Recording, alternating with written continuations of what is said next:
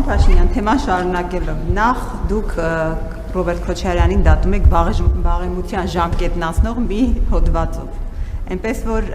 մի հատ ձեր իրավական համակարգին հասկացեք ինչպես է դա ստացվել, հետո նոր թվարկեք ապօրինի գույքերը, ընդ որում որը իրավականորեն պետք է կարողանաք ապացուցել։ Բայց հարցը դրա մասին չէ, դուք ասում եք, այո, իրավացիորեն պնդում եք, որ դուք 26 թվականի հունիսի 5-ին հրապարակում հրահանգը տվել եք իրավապահ համակարգին, կրկնեցիք նույնը ազգային ժողովի ամբիոնից, ասեցիք, որ ժողովրդի պահանջն է դա։ Հիմա եթե դուք հրահանգ տալիս եք, ձեզ ընտրած ժողովուրդը դատում է բոլորին, իրավապահ ամբողջ համակարգին չի եք պահում, քննչականը, դատախազությունը, այդ ինչի համար են, եւ անարդար չէ արդյոք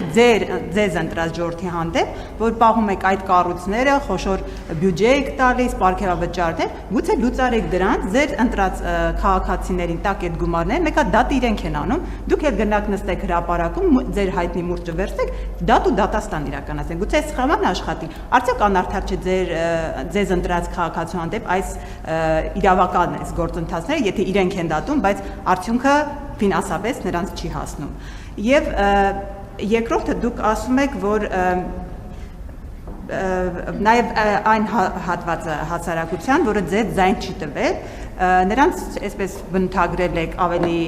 վաղ 100%-ով կաշառքով ընտրած, հետո 70%-ով, հիմա անարդար է նաև նրանց հանդեպ ձեր վերաբերմունքը, նրանք ձեզ այդ պահանջը չեն ներկայացրել, այսինքն նրանք այլևս Հայաստանի Հանրապետության քաղաքացի չեն, ոչ մի պահանջ չունեն, ոչ մի բան ձեզանից ակնկալիք չունեն, նրանց պահանջները կարելի է հաշվի չառնել, սա այս մասով առաջին հարցը, եւ երկրորդ հարցը, պարոն Փաշինյան, տևական ժամանակ է ձեր կին Անահ Հակոբյանը մի արշավ է սկսել ընտանեկան բռնության հետ կապված։ Հետաքրքիր զուգադիպությամբ շատերը հետին մտքեր են տեսնում նաև այստեղ, դա համընկեց այն ժամանակահատվածի հետ, երբ նորից մենք Անահ Հակոբյանին տեսանք ձեր կողքին, որ հայտարարել էր, որ հեռանում է ամառանոցից։ Մարդիկ ասում են, ինչու այս ժամանակահատվածը ընտրվեց, ինչն էր պատճառը, որ նոր Տիկին Հակոբյանը հիշեց ընտանեկան բռնության մասին, դա նոր երևույթ չի, դա քրեական օրենսգրքի համապատասխան հոդված ունի, ինչու է հիմա որոշել խստացնել եւ ընդհանրապես դուք ինչպես եք վերաբերում այս հարցի Տիկին Հակոբյանի կողմից այսպեսի մեծ լայն արծարծմանը։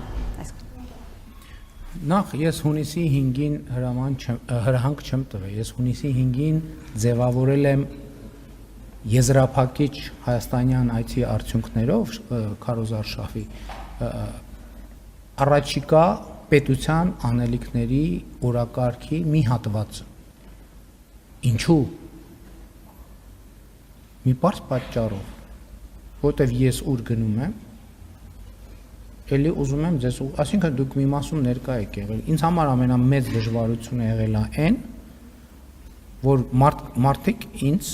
առաջ հարց են դնում, ասում են կոռուպցիոներները, թալանածները երկիրը ինչի պատասխանատվություն չեն կրում։ Եվ ես մարդկանց մինչ բացատրում եմ, ասում եմ, գիտեք, դատական, իրավական համակարգը, չգիտեմ ես, չգիտեմ են, օրենսգրքի ինչ հոդվածի երկրորդ պարբերության 6-րդ տողում սենց բան ա գրած, մարդիկ ասում են, ձեռ ես առնում ես ոնց որ։ Եվ այդ հարցը այնքան է սրվել քարոզարշավի ընթացքում, որ ես ստիպված եմ եղել եզրափակիչ մեր հանրահավաքը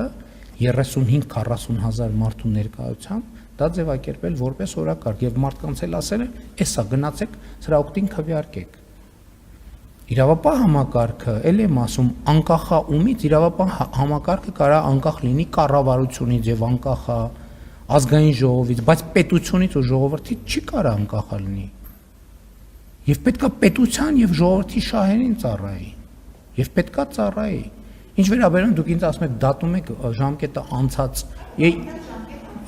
Ես կներեք, ես մանրամասները չգիտեմ, բայց մի րոպե կներեք։ Ես դժվար եմ պատկերացնում, ես չեմ կարող հավատամ, որ մեր իրավապահ քննչական մարմինները եւ դատախազությունը եւ օպերատիվ մարմինները ում պրոֆեսիոնալիզմը ես գիտեմ, կարող են այդպիսի բան անել։ Ոնց կարա տենց բան լինի։ Ինչ։ Իրանց ում։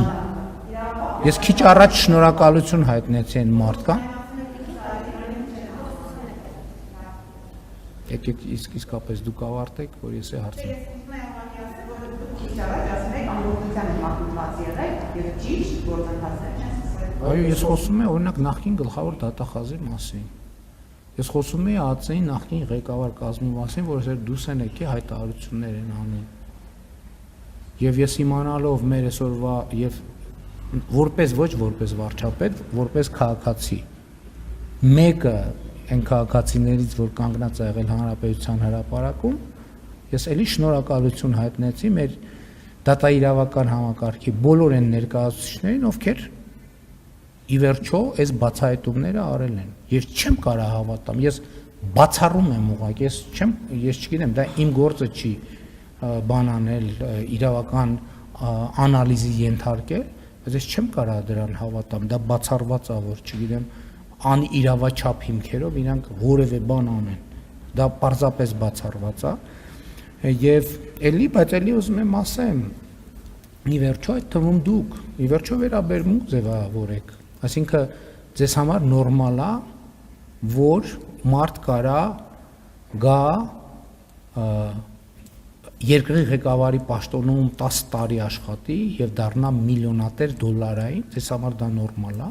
ասեք, որ նորմալ է ձեզ համար, ասեք, որ նորմալ է, գրեք, բարձրաձայնեք, մի բան արեք, այսինքն դրանով ինչ անում եք, բայց այդ նյուանսն է փաստողեք, գրեք ձեր լրատվամիջոցներում, որ այո, ինչպես են ազնիվ վաստակը Ռոբերտ Քոչարյանի, չէ՞ որ նրանք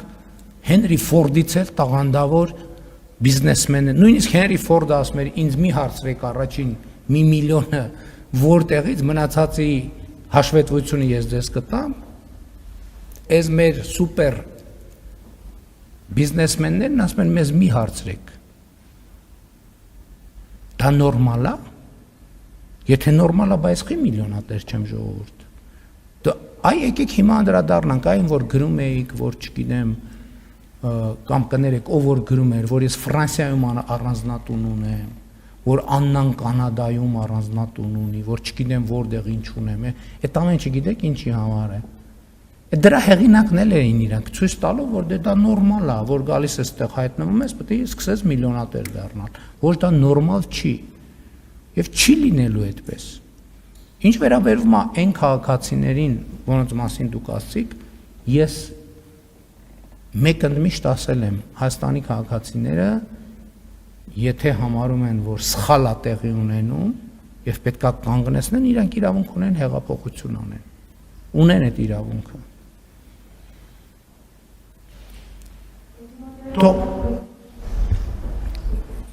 Թող հանուն Ռոբերտ Քոչարյանի ունեցվածքի, Գագիկ Ծառուկյանի եւ մյուսների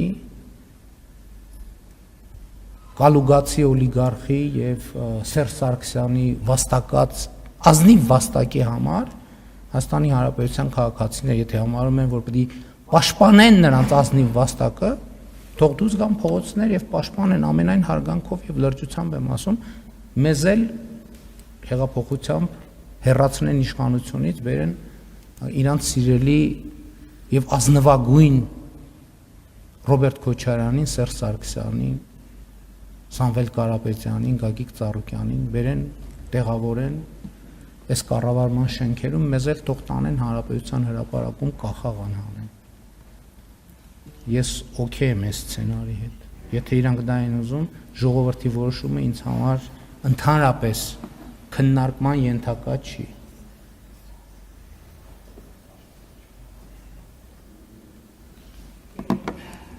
Հա, երկրորդ հարցը, ինչու հիմա երևի հարցը ճիշտ է Աննային տալ, ինչու հիմա, ոնց եմ ես վերաբերվում եմ հետևյալ կերպ, կարծում եմ, որ շատ խիզախ բան է անում Աննան, որովհետև մենք բոլորս, գիտեք ինչ կա մի ճշմարտություն, որ բոլորս գիտենք, բայց այդ մասին ընդունված չի խոսել։ Եվ ամենամեծ խիզախությունը բոլորիս հայտնի բայց տենց ինչպես ժամանակին Վազգեն Սարգսյանն էր ասում, համաձայնության գաղճ մթնոլորտում եւ լռության գաղճ մթնոլորտում պահելն է։ Դուք բոլորս, մենք բոլորս գիտենք, ընդ որում պարտադիր չի, որ մենք ամբողջ ծավալով իմանանք, որովհետեւ ժամանակակից գիտությունը եւ ժամանակակից տեսությունը շատ հազարավոր բաներ կան, գրքեր կան այդ թեմայով գրված։ Ասում եմ, որ բռնությունը մենակ չնայած այս դեպքում իհարկե առաջին հերթին ֆիզիկական բռնության մասին է, բայց մենակ ֆիզիկականը չի բռնությունը շատ ավելի բազմաշերտ երևույթ է, որը մենք նույնիսկ չենք ճանաչում, մեր իրականությունը չի ճանաչում։ Եվ ես կարծում եմ, այո, այն պայմաններում, երբ որ Հայաստանի բնակչության մեծ մասը կանայք են եւ այդ նշանակում է մեր երկրի տնտեսություն եւ ընդհանրապես մեր երկրի զարգացման հիմնական ներուժը կանայք են, մենք պետք է կարողանանք կանանց պաշտպանել, այդ թվում ընտանեկան բռնությունից եւ մեր ընտանիքները պաշտպանել, որովհետեւ դա իր հերթ բերում է հետևանքներ եւ կանանց եւ տղամարդկանց եւ երեխաների համար եւ դա է իմ դիրքորոշումը դա է եւ մենք պետք է առերեսվենք այս խնդրի հետ անպայման պետք է առերեսվենք եւ ձեզ էլ կոչ եմ անում ակնհայտ բաները որոնք դուք գիտեք բայց որոնց մասին ընդունված չի խոսել ինչ եք լռությամբ մատնում